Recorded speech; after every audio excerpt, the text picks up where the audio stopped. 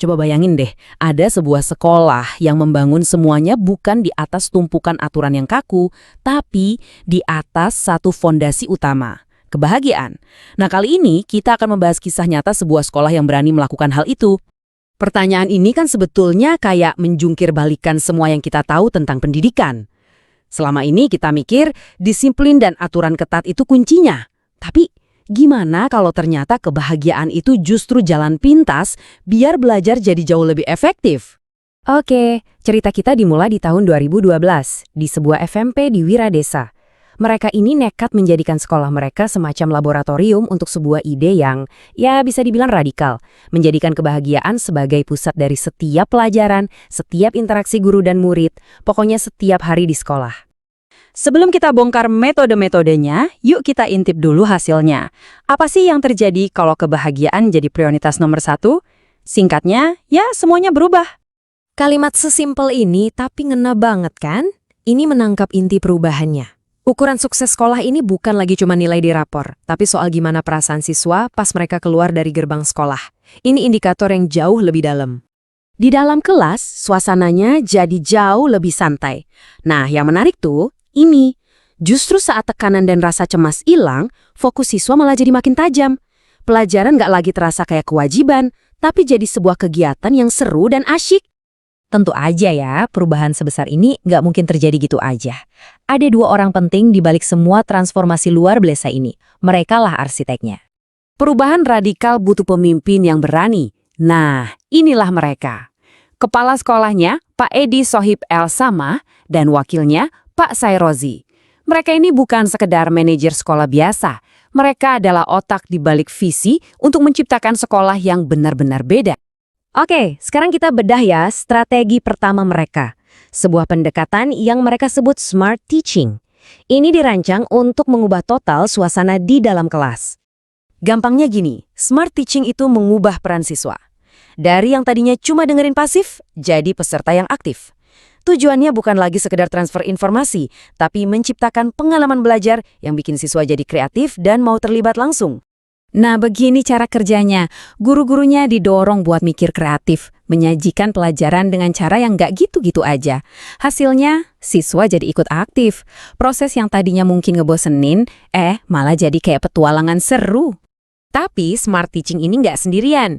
Ada pasangan duetnya yang nggak kalah keren dan unik, yaitu Hypno-Teaching. Konsep Hypno-Teaching ini menarik banget. Jadi sebelum pelajaran dimulai, gurunya nggak langsung ngegas ke materi, tapi mereka meluangkan waktu dulu untuk menenangkan pikiran siswa, entah lewat cerita inspiratif atau kata-kata positif.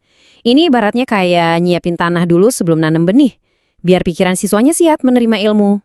Efeknya, wah luar biasa. Rasa cemas siswa yang sering jadi penghalang utama dalam belajar itu turun drastis. Di lingkungan yang tenang kayak gini, otak mereka jadi lebih gampang menyerap informasi. Pelajaran jadi lebih mudah masuk dan pemahaman pun datangnya lebih cepat.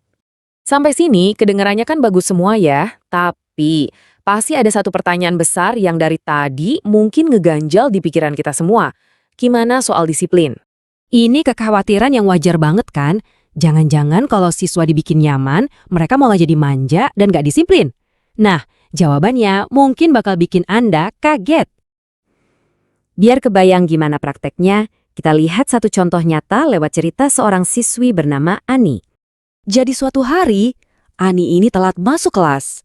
Kalau di sekolah lain, mungkin dia udah kena omel atau dihukum. Tapi di sini beda. Gurunya justru mendekati dia dengan tenang, ngingetin aturannya dengan cara yang ngebimbing, bukan ngehakimin. Dan disinilah letak kuncinya. Karena nggak merasa diserang, Ani jadi nggak defensif. Dia malah merasa dihargai. Perasaan inilah yang menumbuhkan kesadaran dari dalam dirinya sendiri. Motivasinya untuk berubah bukan lagi karena takut, tapi karena rasa hormat. Perbandingan ini nunjukin bedanya secara telak. Di satu sisi, ada disiplin karena takut, yang cuma menciptakan kepatuhan sementara. Di sisi lain, ada disiplin yang lahir dari rasa hormat, yang menumbuhkan kesadaran diri dan motivasi jangka panjang. Fokusnya pun geser, dari hukuman jadi pembelajaran. Semua pendekatan ini akarnya ada di filosofi inti sekolah mereka yang disingkat MANTAP. Kata mantap sendiri kan artinya udah keren ya, tapi ini juga jadi singkatan dari 4 nilai utama mereka.